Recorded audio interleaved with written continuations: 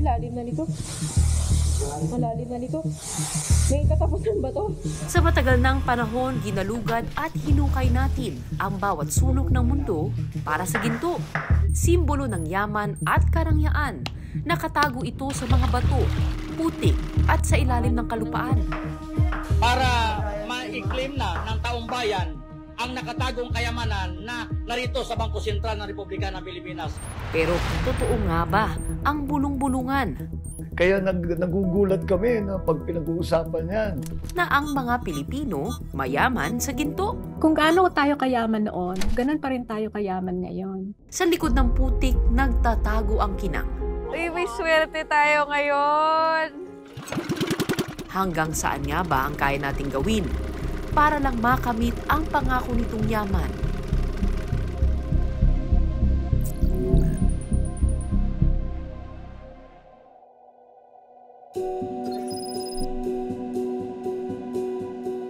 Dito sa bayan ng Paracares, Camarines Norte, hindi maikakailang mayaman ang kanilang karagatan, kagubatan at mga kapatagan. Pero ang tunay na taglay nitong yaman, nagkukubli sa kaila-ilaliman. Dito na tayo ngayon sa loob ng Binahang Bayan at ang ating pupuntahan ngayon yung mining site ng samahan ng mga minero ng Barangay Kasalugan.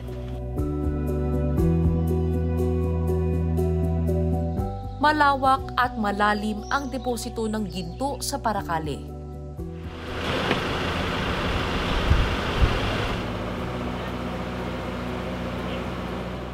At para makuha ito, kinakailangang pumanaog sa mga shaft o hukay na gaya nito.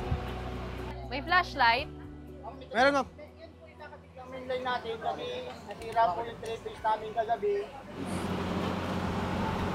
Parang kinakabahan si Gretchen, ano? Hindi ako kinakabahan na ngayon. Ito po mabilis po dito sa parting ito, dito po medyo mabagal. Tandaan natin yung pangalan nito. Opo, sure po yan, matibay po yan. Kaya nakakabuli natin. Kuya ka muna, upo ka muna, upo. Dito ka muna. Upo ako? Dito. Wait lang. Dalawa kami bitaw sa lubid, ma'am. Dalawa kami bitaw. Ma'am, dito lang po humarap, dito lang po humarap. Walang kamay, ma'am. Dito lang po humarap. 60 metro o kasing lalim ng gusaling may 17 palapag ang shaft na ito. Ba't ang bilis? Habang bumababa, papaliit din ng papaliit ang sumisilip na liwanag. Grabe, lalim na nito. Madilim, masikip, malamig.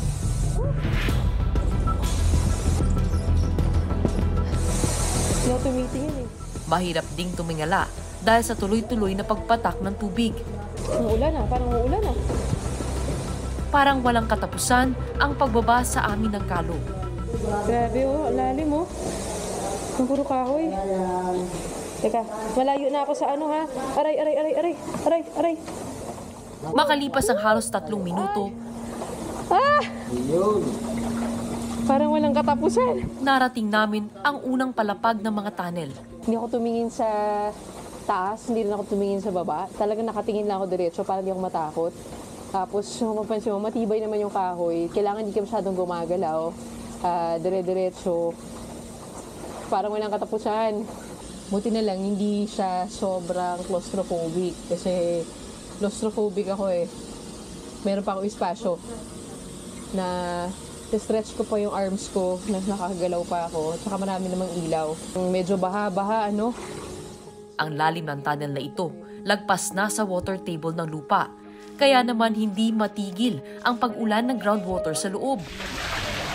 Oh, bakit bigla may tubig?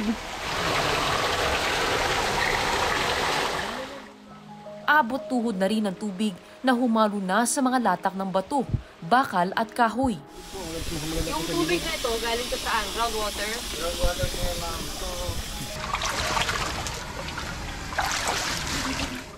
Genset ang nagpapadaloy sa ngayon ng kuryente para mailawan ng mga butas at gumana ang kompresor ng hangin. Kung nagtataka kayo kung saan galing yung hangin dito, yan, itong mga blue na yan, yan yung nagsusupply mula sa taas. Papunta rito. So, lahat ng section ng minahan dito may ganyan. Buti na lang may hangin na yun. Hangin, no? Sa isang tubo, dumadaloy ang hangin. Sa isang tubo, hinihigop naman ang tubig. Pati ang linya ng komunikasyon, dito rin dumadaan. Hello, alive, alive. Alive ako, alive. Masakit din sa ulo dahil sa pagbabago sa pressure at sa amoy ng minahan. Parang amoy panis na kahoy. Red, nag-iiba na yung amoy dito. Sabi nila dahil yan sa natuyong bato, dahil sa kahoy, sa tubig, yung mixture, no, lahat. 8 taon na mula nang simulang hukayin ang mga tunnel na ito.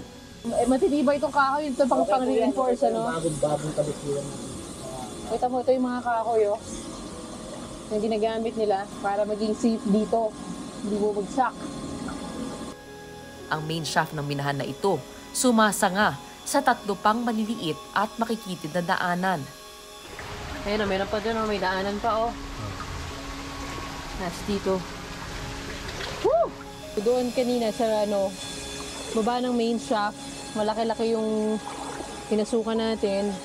Pero dahil nga, lumalayo na tayo mula doon, paliit na ng paliit yung dinadaanan. Ito, nakayuko na kami. Kaya, kinakailangan ng gumapang. Oh, ayan, oh. Sabi nila, pag tinuloy-tuloy natin itong daan na to, mararating na natin yung site kung saan sila nagmimina ng ore. So, yung gold ore nandun na kasi nga, syempre natapos na nila itong area na to. Gaano kalayo pa yung para mapunta doon sa site na may ore? Mga estimating ma'am ay mga 50 meters. 50 meters. Oo, bago po makarating doon sa pinaka-kinukunan na. Isa si Gabriel sa mga player ng minahan. Mahuwa na po kami sa site. Player ang tawag nila sa bawat isa dahil may share sa makukuhang ginto. Mahirap ang daan. Kasi slanting. Ang karamihan sa mga player gaya ni Gabriel, taga-tiktik ng mga batong may ugat ng ginto o ang tinatawag nilang bita o gold ore. Asan ang mga tropa natin? Nasa ilalim po.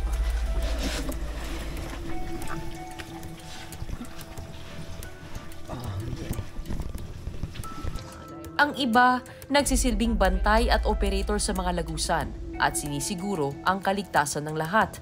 Kung may hihingin po sila, napunta pa po sa buhay. Ikaw yun, ikaw in charge doon. Ito po ang aking kasama. 24 oras ang shifting ng mga minero sa tunnel na ito. Ito po yung pinaglalagyan namin ng bato. Dahil sa hirap din ng pag-ahon at lusong sa mga tunnel, dito na rin nagpapahinga ang iba. Tumatagal kayo dito isang araw? Opo. Kain, dito na. Opo. Ligo, dito na. Dito na rin po. Ha? Opo. Tulog, dito na rin? Dito na rin po. Nag-duyan naman. May duyan! Hanip! Ano po namin dito, lingguhan po. Bayad? Sa mga magkano sa isang linggo? Sila po na 2K. 2,000? Ito po sila kumakain. Ito po yung destino. Pasapasahan na lang din ng pagkain. Ang kanin, galing pa sa mga cooker na nagluluto sa itaas, na siyang may share din sa kikitain. Ito po yung kinukunan namin ng ore.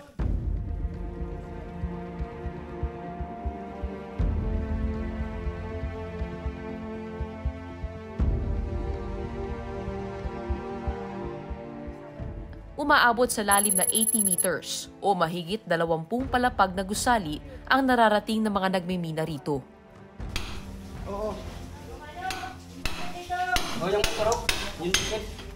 Parang mga dagang sumusuot-suot sa bawat sulok, makahanap lang ng mumunting kinang. Ganyan po kahirap ang trabaho namin dito. Pero okay lang. Talagang nangyayari daw yung tunay na buhay. Habang palalim ng palalim ang minahan, panipis ng panipis din ang hangin. Hindi nila alintana ang hirap at panganib sa ngalan ng makukuhang ginto sa ilalim. Medyo po napapagod dyan pero talagang laban lang. Oo naman.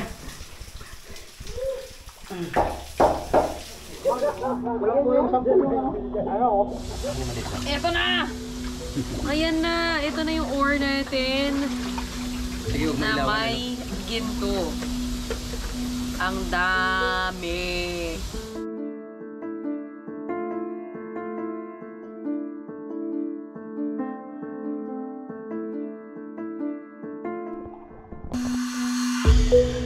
Ang mga nakukuhang bita, iniaakyat sa shaft para maproseso. Wala ng large-scale mining operator sa Paracale. Pero pagkakabod o pagmimina pa rin ang pangunahing kabuhayan ng mga tao rito. Mas mabilis at mas malaki raw kasi ang kikitain sa tinatawag na Artisanal and Small-Scale Gold Mining o ASGM. 80% ng population dito sa Paracale. Ang pangunahing livelihood ay small-scale mining. And marami sa miners natin ay nabibilang sa mahirap na komunidad. At yung kawalan ng alternative livelihood, yung isa sa mga tumutulak sa kanila para pumasok at manatili sa ganitong klaseng trabaho kahit na delikado. Para kay Mark, ang financier ng shaft na ito, iba yung tapang at lakas ng loob din ang kinakailangan sa pagtaya sa small-scale mining. May buwan na puro lugi. Nung unang sabak namin dyan, ma'am, sa Babalon dyan, parang taon bago kami kumita kasi puro out. Kasi re-rehab namin yung lugar, aayusin, hahanapin yung vein, hahanapin yung bitang maganda. Kumbaga, malaki din, ma'am, kasi ang gastos sa Babalon eh. Paabutin ka ng milyon bago kumita. Tapos pag hindi ka kinita, talo mo na yun. Ano pinakamalaking kinita ninyo? Diyan, ma'am. Kumita dyan, ma'am, yung mga tawang ko na lang. Mga tauhan, ma'am, namin, umabot sila ng noon, nung kagandahan. Oo. Kasi ngayon, medyo mahina. Nung kagandahan, umabot sila ng 40, 50. 1,000? Oo, every 4 days. 50,000 every 4 days? Wow! Noon pa man kilala na ang Paracale dahil sa masiglang kalakalan ng ginto. Nang dumating ang mga Kastila rito noong 1571, nakita nila ang paghuhukay ng mga kanal ng mga residente. Kaya binansagan nila itong Paracali o nangangahulugang canal digger. Ayon sa alamat, may isang golden bull o toro na nagngangalang Ginto na gumagala sa mga kabundukan dito. Kumikinang daw ito sa ilalim ng sikat ng araw.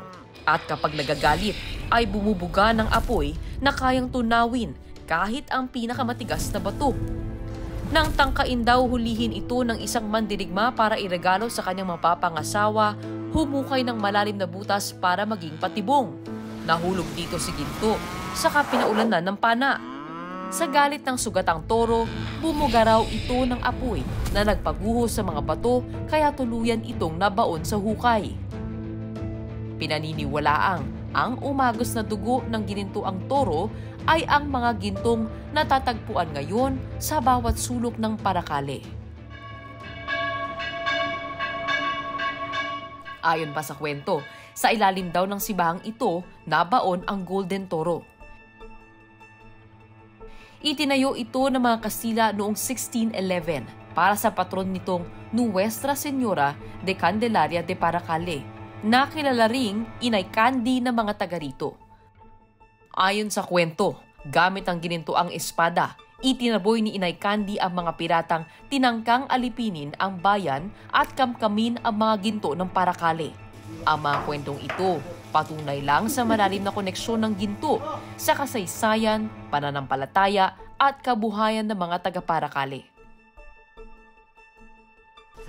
Kaya rin hindi na nakapagtatakang marami ang naeenganyong magtibag ng ginto kung saan-saan. Kabilang din kasi ang Camarines Norte, partikular na ang bayan ng Paracale, sa 10 lugar sa Pilipinas na may malalaking gold deposits. Noong 2023 lamang, nasa 31,000 kilong ginto ang namina sa Pilipinas. 70% rito ang nagmula sa small-scale mining. Sa 81 probinsya sa Pilipinas, nasa 4 na po ang may small-scale mining operation. Pero kahit small-scale, Ipinagbabawal ng batas ang basta-bastang paghuhukay at pagmimina kung saan-saan.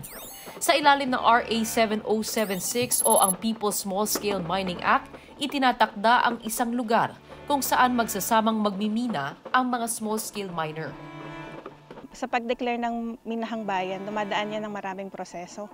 Inaaral yung lupa, inaaral yung lugar, tinitingnan kung viable talaga yung para sa small-scale mining operations, at may mga safety measures din na tinitingnan.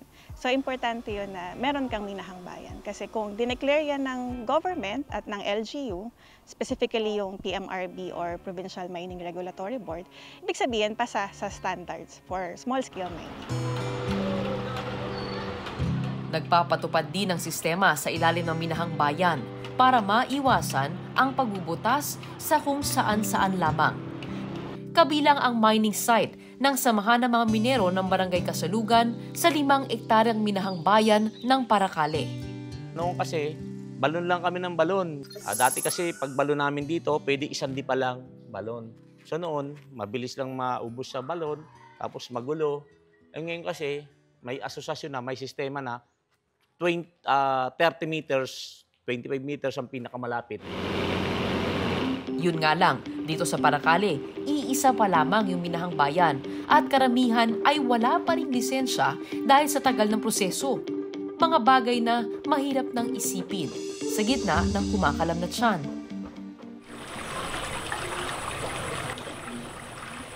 Tignan mo yung tubig dito.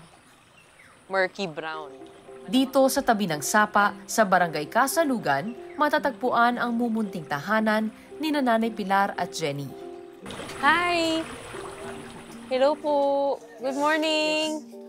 Ngayong umaga, naghahanda ang buong pamilya na pumasok sa trabahong nasa kanilang bakuran lamang. Sinantol, ang ulam namin. 59 na taong gulang na si Nanay Pilar. Mula nang pumanaw ang kanyang asawa sa sakit sa baga, siya na ang nagtataguyod sa kanyang pamilya. Pinapakitaan ko lang yung pamilya ko ng malakas ang loob ko para ganun din sila, hindi sila yung manghina. Pag nanghina ka sa panahon ngayon, ay walang mangyayari sa buhay mo. Ang kanyang anak na si Jenny, maaga ring nabiyuda. Natabunan ho yun sa pagkakabuti. Bagong maganak ako dyan nung ay matabunan. Landslide. Kahit inagaw na ng pagmimina ang buhay ng kanilang mga asawa, sa pagmimina pa rin sila umaasa ng kanilang hanap buhay. Araw-araw po ba kayo nakakakuha ng ginto? Araw-araw. Araw-araw, meron naman, sigurado. Laging mayroon at kaso nga lang, maliit. Dahil yan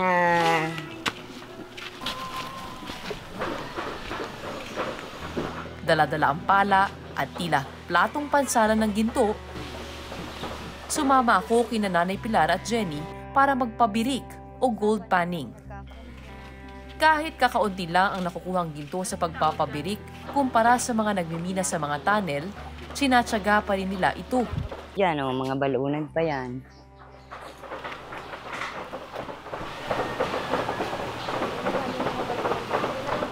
Maraming balon sa paligid, malakas ang tunog ng ball mill, at umaasa ang pamilya Barrios sa mga latak ng ginto na umaagos papunta sa Sapa.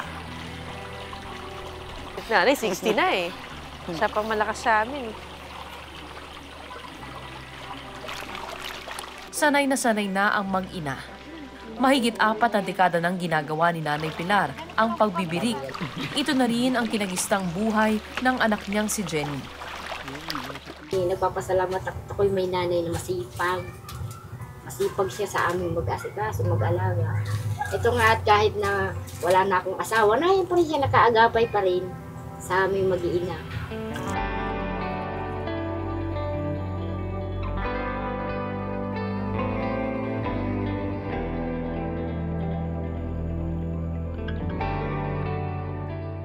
Ano po nangyari sa paa nyo? May sugat nga yan. 2 linggo rin ako niya nagdamdam. Bakit po? Nag-ano siya, yung una nagkasugat dito sa unahan. So naglumpat naman dito. Dahil po yan dito? Siguro sa masyado kasi minsan maduwing tubig. May naapakan kayo? Baka.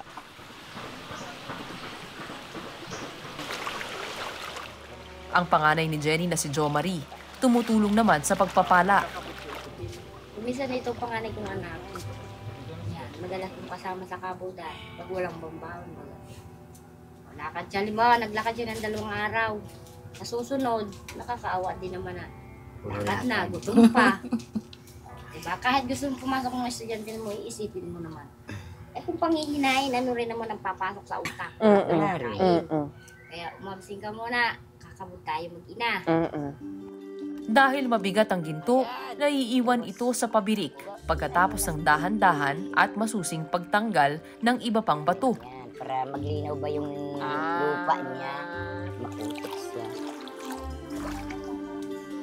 Ganyan-ganyan din siya.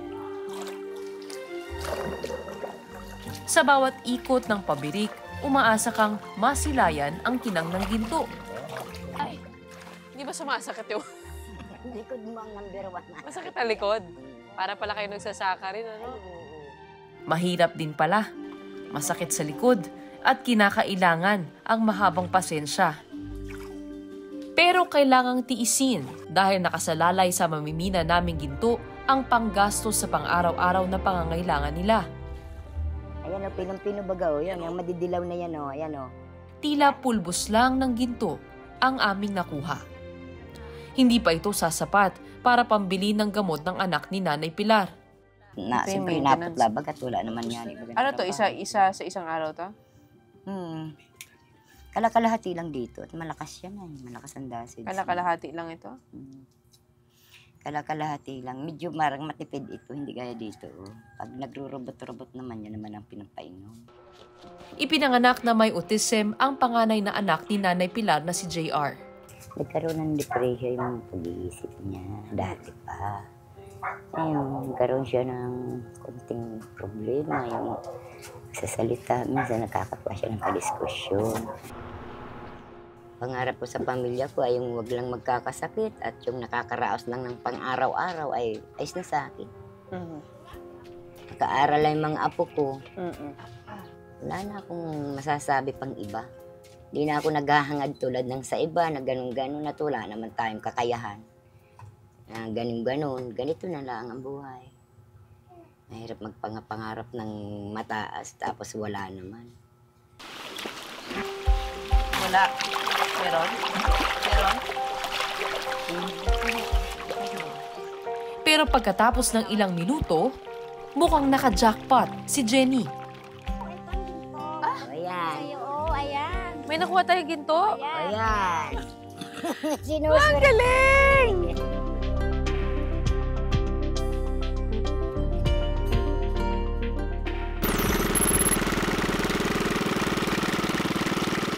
Derek, gano'ng katagal si tatay sa ilalim?